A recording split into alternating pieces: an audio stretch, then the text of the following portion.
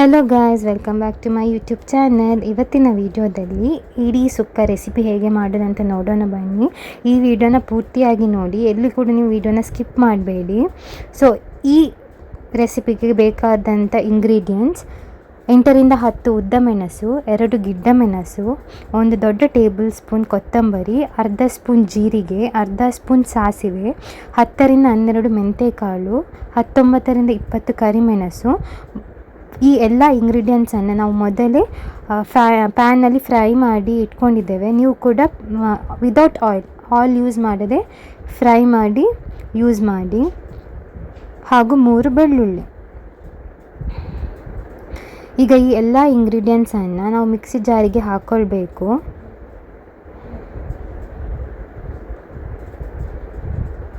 Mixie ಜಾರಿಗೆ ಹಾಕಿದ ನಂತರ ಇದಕ್ಕೆ ನಾವು ಸ್ವಲ್ಪ ಅರಶಿನ ಹಾಗೂ ಸ್ವಲ್ಪ ಹುಣಸೆ ಹಣ್ಣನ್ನು ಸೇರಿಸಬೇಕು. ತುಂಬ ಹುಣಸೆ ಹಣ್ಣನ್ನು ಹಾಕೋದಕ್ಕೆ ಹೋಗಬೇಡಿ. ನಾವಿಲ್ಲಿ ವಿಡಿಯೋದಲ್ಲಿ ತೋರಿಸಿದ್ದೇವೆ ನೋಡಿ, ಅಷ್ಟನ್ನೇ ನೀವು ಯೂಸ್ ಮಾಡಿದರೆ ಸಾಕು. ನಾವಿಲ್ಲಿ ವಿಡಿಯೋದಲ್ಲಿ ತೋರಿಸಿದ್ದೇವೆ, ಅಷ್ಟನ್ನೇ ಯೂಸ್ ಮಾಡಿ.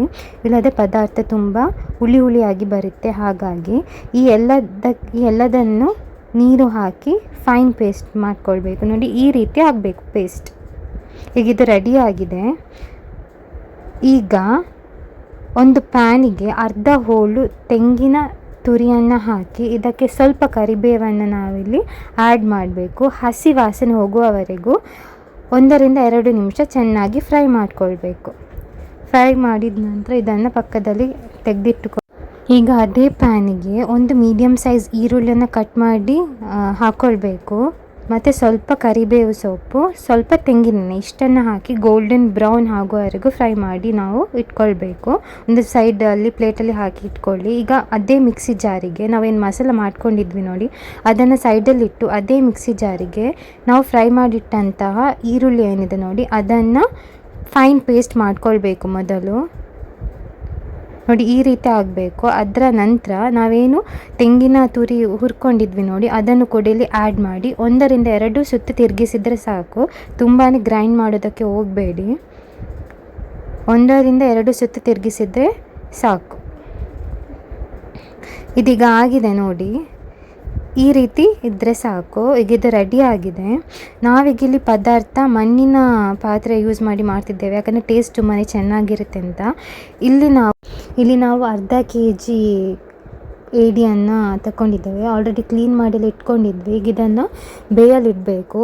ನಾವು ಬೇಯಲು ಇಡುವಾಗ ಇದಕ್ಕೆ ನಾವು ಅರ್ಧ ಈರುಳ್ಳಿ, ಅರ್ಧ ಟೊಮ್ಯಾಟೊ ಮತ್ತು ಮಿಕ್ಸಿ ಜಾರ್ ತೊಳೆದಂಥ ನೀರನ್ನು ನಾವಿಲ್ಲಿ ಯೂಸ್ ಮಾಡಿದ್ದೇವೆ. ಮತ್ತು ಸ್ವಲ್ಪ ಉಪ್ಪನ್ನು ನೋಡಿಕೊಂಡು ಹಾಕ್ಕೊಳ್ಳಿ, ಜಾಸ್ತಿ ಹಾಕೋದಕ್ಕೆ ಹೋಗಬೇಡಿ.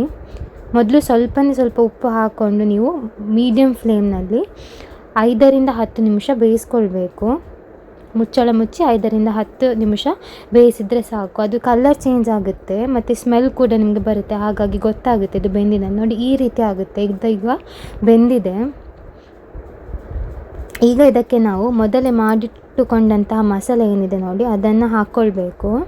ಉಪ್ಪು ಇಲ್ಲಿ ಟೇಸ್ಟ್ ನೋಡಿ, ಇನ್ ಕೇಸ್ ನಿಮಗೆ ಕಮ್ಮಿ ಆಗಿದೆ ಅಂತ ಅನಿಸಿದರೆ ಇಲ್ಲಿ ನೀವು ಉಪ್ಪು ಸ್ವಲ್ಪ ಆ್ಯಡ್ ಮಾಡ್ಕೊಳ್ಬೋದು. ಚೆನ್ನಾಗಿ ಮಿಕ್ಸ್ ಮಾಡ್ಕೊಳ್ಳಿ.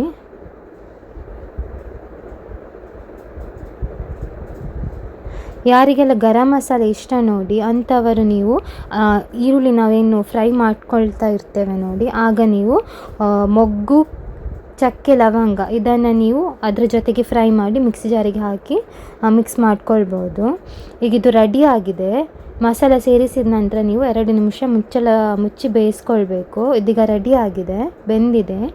ಇದು ಬೆಂದ ನಂತರ ಇದಕ್ಕೆ ನಾವೇನು ತೆಂಗಿನ ತುರಿ ಗ್ರೈಂಡ್ ಮಾಡ್ಕೊಂಡು ಇಟ್ಕೊಂಡಿದ್ದೀವಿ ನೋಡಿ, ಅದನ್ನು ಈಗ ಹಾಕ್ಕೊಂಡು ಮಿಕ್ಸ್ ಮಾಡ್ಕೊಳ್ಬೇಕು. ಚೆನ್ನಾಗಿ ಮಿಕ್ಸ್ ಮಾಡಿ ಒಂದು 5 ನಿಮಿಷ ಚೆನ್ನಾಗಿ ಮಿಕ್ಸ್ ಮಾಡಿದರೆ ಸಾಕು. ಇದೀಗ ಆಲ್ಮೋಸ್ಟ್ ರೆಡಿ ಆಗಿದೆ. ಇಷ್ಟಾದ ನಂತರ ನಾವು ಇದಕ್ಕೆ ಒಗ್ಗರಣೆ ಕೊಡಬೇಕು. ಒಗ್ಗರಣೆಗೆ ನಮಗೆ ಸ್ವಲ್ಪ ತೆಂಗಿನೆಣ್ಣೆ, ಸಾಸಿವೆ, 3ರಿಂದ 4 ಬೆಳ್ಳುಳ್ಳಿ ಮತ್ತು ಕರಿಬೇವು ಸೊಪ್ಪು ಇಷ್ಟನ್ನು ಒಗ್ಗರಣೆ ಹಾಕಿ ಇದಕ್ಕೆ ಮಿಕ್ಸ್ ಮಾಡ್ಕೊಳ್ಬೇಕು. ಅಂದರೆ ಫ್ಲೇವರ್ ಚೆನ್ನಾಗಿರುತ್ತೆ ಅಂತ, ಟೇಸ್ಟ್ ಕೂಡ ಅಷ್ಟೇ ಚೆನ್ನಾಗಿರುತ್ತೆ. ಬೇಕಾದವರು ಒಗ್ಗರಣೆ ಹಾಕ್ಕೊಳ್ಬೋದು, ಇಷ್ಟ ಇಲ್ಲದಂದರೆ ನೀವು ಇದನ್ನು ಸ್ಕಿಪ್ ಮಾಡ್ಬೋದು. ಲಾಸ್ಟಿಗೆ ಸ್ವಲ್ಪ ಕೊತ್ತಂಬರಿ ಸೊಪ್ಪನ್ನು ಹಾಕಿ ಮುಚ್ಚಳ ಮುಚ್ಚಿದರೆ ಕ್ರ್ಯಾಬ್ ಸುಕ್ಕ ರೆಸಿಪಿ, ಏಡಿ ಸುಕ್ಕ ರೆಸಿಪಿ ತಿನ್ನಲು ರೆಡಿ. ತುಂಬಾ ಟೇಸ್ಟಿ ಆಗಿತ್ತು, ತುಂಬಾ ಸಖತ್ತಾಗಿತ್ತು. ನೀವು ಕೂಡ ಟ್ರೈ ಮಾಡಿ. ಈಸಿ ಆ್ಯಂಡ್ ಸಿಂಪಲ್ ಕೂಡ, ತುಂಬಾ ಕ್ವಿಕ್ಕಾಗಿ ಆಗುತ್ತೆ. ಎಲ್ಲ ಇಂಗ್ರೀಡಿಯೆಂಟ್ಸ್ ಇದ್ದರೆ ತುಂಬಾ ಫಾಸ್ಟಾಗಿ ನೀವು ಇದನ್ನು ಮಾಡ್ಬೋದು. Thanks for watching. ಬಾಯ್.